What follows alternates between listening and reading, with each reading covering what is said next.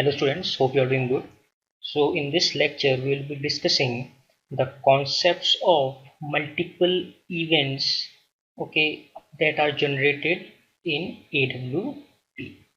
So what we'll be doing, we'll be just creating a program in which there will be multiple components, and when I'll just click these different components, some events are generated, and how these events are handled with the help of the action listener, we'll just implement it. We'll just see this. So this is a scenario in which we have to just take some labels, some text fields, and some buttons. So the main aim is that there is a label, that is the first name, there is a text field, and there is a button B1. So when I just click the button B1, so some event must be generated on that particular component that results in that particular text to be appear in this particular text field. So when the button B1 is pressed, so some text must appear in the text field that contains the label first name. And in the same way, we just create a label for last name, in which we just create a button, and when we click on that button, an event must generate that results in some text to appear in that particular text field. So this is our task. So we just extends frame class and implements the action listener. The action listener will be just implementing the interface, and I am just also implementing the window listener. I just want window listener to be in my program, so that when I just close that particular frame, so it must invoke some listener on it, so that it could be closed. So now what we have to do, we have to just declare the components here. So I just create a button, b1 is equal to new button, and it says, let us suppose the name is click me first, let us suppose. Similarly, I just create a button b2 is equal to new button, and it says click me second. So this is just the label I have just said. You can set anything you wish. So now I just create a label L1 is equal to new label, and it says first name. Similarly, I just create a label L2, and it says the last name. So this is the last name. So now we have to create a text field in which some text must be appeared. Text field tf1 is equal to new text field, and I'm just passing the size. So again I just copy it, and this is text field 2. So these things we have just declared. Now what we'll do, we'll just create a constructor of type mul event. So constructor we are just creating, and just this public, and inside this what we have to do, we have to add these components. So we just add label 1 and add tf1, add button 1, add label 2, add tf2, and add button 2. Now we have to set the size of the frame, that is very important, as 400 and 400, you can set it anything, okay, you like. So it is the width and the height, I have set it, I have made it 400 by 400. So you can set anything you like. Now we have to set the layout, that is very important. Okay, so this is, I'm just setting new floor layout. Okay, so I'm just setting it as floor layout, and we just make the visibility of this frame as true. So the set visible function must be invoked, and it inside this a boolean value 2 must be passed so that it could be visible.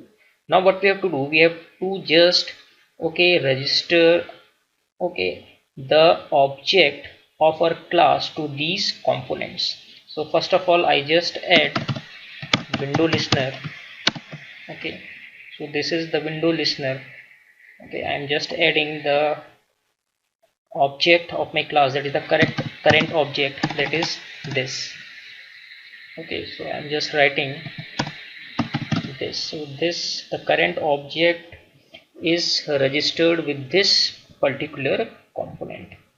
So for button b1 also, okay, in this button b1 I have to register my component. So what I'll do, I'll just write this add action listener and just pass the current, and just pass the current object in this. Okay, so the instance we have just passed, the current object of our class we have just passed as a reference to it.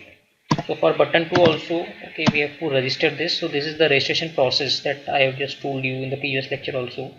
So we have to register it in order to, okay, make the caller function, okay, do its task. So this is, we have just registered the particular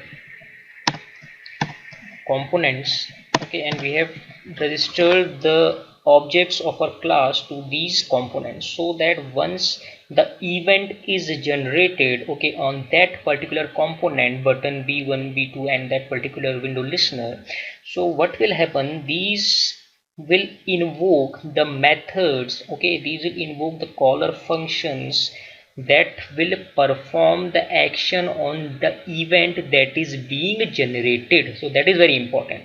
So when this particular b1 generates an event, so this is the source of an event, okay, b1 is the source, because we are just, when we just click the button b1, so an event has been generated at this source. Okay, so as soon as the event is generated, some object, some event object must be returned.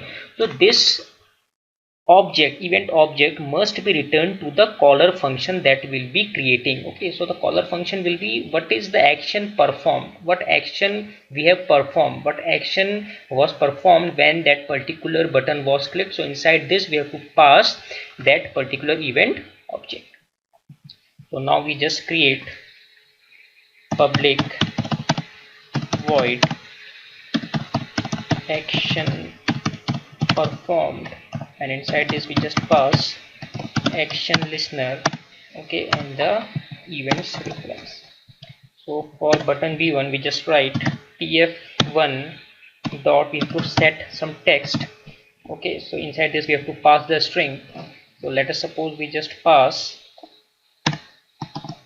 okay, we just pass, let us suppose Paul. Okay, so we have passed first name as Paul, and again we just, okay, set the second string. Okay, we just set the text field, that is tf2 dot set text, and inside this we have to pass the last name. Okay, so for example the last name is Adams, so Paul Adams. So now what we have to do, we have to write main, and inside main we have to just create the object of this class, that is mul event. So I'm just creating the object of this class mul event. So the constructor is now created. Okay, so this is new mul event. So as soon as this object will be created, at the same time the constructor of type mul event will be invoked, and it will invoke these all components. So now our program is not finished yet. Okay, so there is, you can see a cross is there. Okay, so this is some error it's showing. So because we have just implemented this window listener here, so we have to just implement all the methods inside these window listener. Okay, these are the abstract methods. So I have also told you in the previous lectures what we have to do. We have to just click here, okay, and we have to go to source, and in the source we have to just click this override implement methods. Okay, just click on it. So here you can see window listener contains 7 methods. Okay, so these 7 methods, 1 2 3 4 5 6 7, we just, okay, we have to override these methods. We have to override the methods that we want. So these all are checked. Okay, so please don't uncheck it, just click OK, and these all will be, okay, imported in your program. So all these methods are, you can see, are present in your program now. Okay, so I'm just click, just make this main here. Okay, so that all the listeners will be at one place. Okay, so this is for the action listener and this is for the window listener. So I am more interested in this window closing event. So what I have to write, I have to just call a dispose method, okay, in this particular method, in this abstract method, and as soon as I just click on that close button, so an event will be generated that will return the object in this window event, and it will just invoke this, the method that I have written, that is the dispose method, and that screen will be closed, that frame will be closed. So let's try to run this code and see what happens. Okay, so let's try to run it. So this is, we have just compiled it, and here you can see, okay, here you can see that a label is there, that is the first name, okay, that contains the text field, the component that we have created, and the button. Okay, the button component is here, in which we have written the click me first as a label. So the last name, okay, the text field, and the component in which we have written click me second. So when our task is, when I will click this click me first, then the first name, that is Paul, must appear here. Okay, and when I just click this click me second, then the Adams, the last name, must appear here. So let's see what happens. So nothing is happening. So let's check. I think we have, okay, made an error. So let's check what we have done. So here you can see this method. Okay, there is another method that have, okay, that has been created here, that says action event. So by default, when we just, okay, we just made these particular methods, okay, we just click these overridden methods by going into the source. So this method also, okay, gets activated, and this method is also overridden here as a result of that particular thing that we have just did. Okay, we just did this particular thing. We just, okay, click that particular source, and we just went to this override implement method. So what in background, it just, okay, it just imported the method for this action listener also. Okay, so window listeners abstract methods have been imported, and also the action listener method has been imported. So you have to keep this in mind. So what is happening, it's not going in our event, it's just calling this method first. Okay, so what we have to do, because it's calling this method, so as a result of this, we haven't written anything inside this, so nothing is happening. So just delete this, okay, because there are two methods that are being generated, so there is no need, okay, of this particular method. So now just let us try to run this. I hope you, okay, got what was there in the program. Okay, so because we have just created, okay, we just clicked the source, okay, for the window listener, but as a result of which, okay, in spite of just importing the 7 methods of the window listener, it also imported the method of the action listener, which we have just created. So our compiler is sending the control to that particular method prior to our method. So as a result of which, okay, this particular method is invoking, okay, and inside this nothing has been written, so an empty definition is there. So as a result of which we are not getting the answer that we are expecting. So now let's try to run this program again. Okay, I think we have also committed a mistake here also. So this is action event. Okay, so let's try to run this. So okay, it has been compiled successfully and executed. So let's, okay, click on this button and let's see what happens.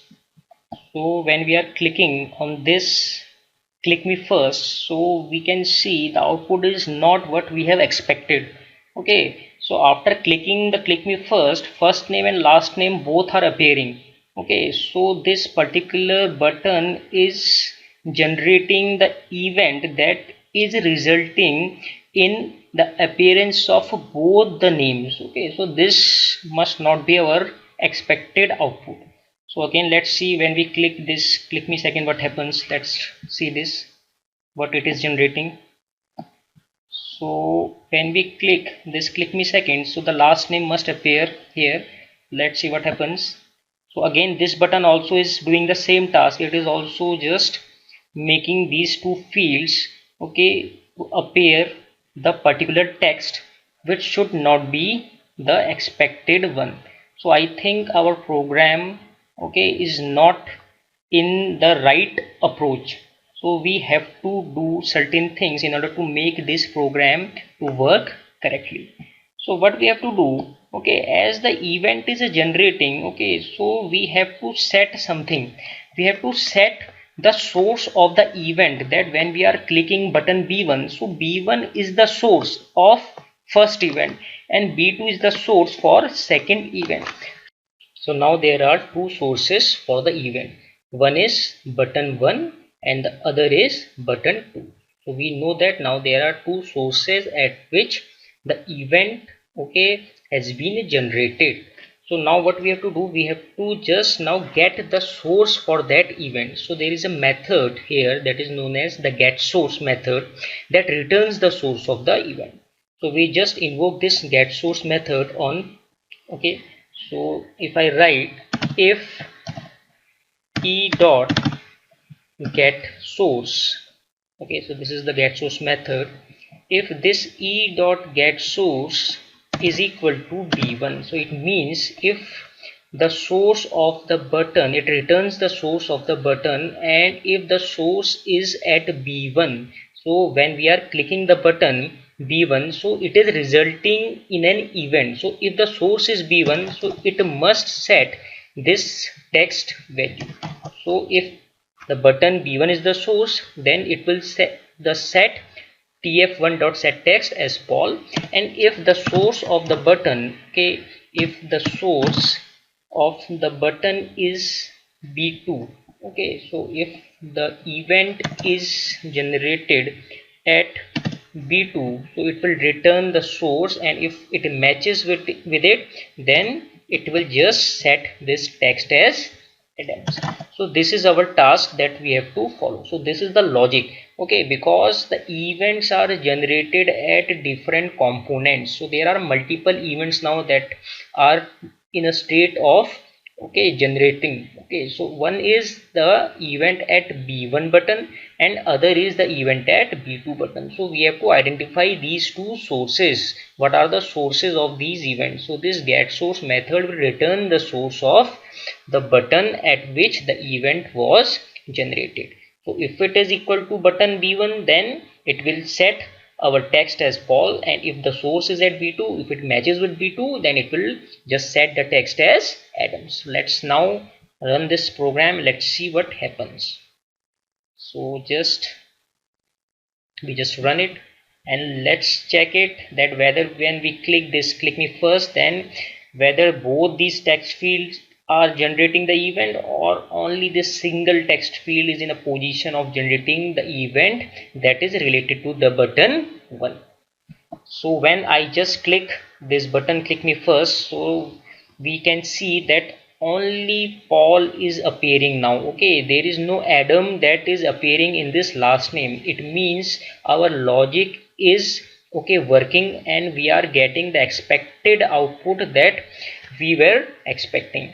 So the first button, click me first, has result in an event, okay, that results in this Paul, okay, that results in appearing of this text as Paul. And when I just click this second button, so it will just result, okay, it will just result in an event that will, okay, invoke the method, and as a result of which the text field will be generated corresponding to this button v2 component, because the source we have mapped it with the help of that get source method. So in this way we can generate and we can handle multiple events at a time. So we haven't written that action listener multiple times. So inside a single action listener we can generate multiple events, we can handle these events, okay, in simultaneous way. So now you can also create similar programs. Okay, so now let's just try to create a program in which you just, okay, for example in this program, okay, there are two text fields, one is Paul and one is Adams. So just click, okay, just create a single button, and when you just click on that particular button, so the contents must be swapped. Okay, so the Adams must come in the first name and the Paul must come in the second name. So you just try to just invoke some logic and try to invoke this event handling in this manner, so that we can get the swapped values of the first name and the last name corresponding to that particular button. So practice more questions, okay, and stay healthy, stay fit. Thanks.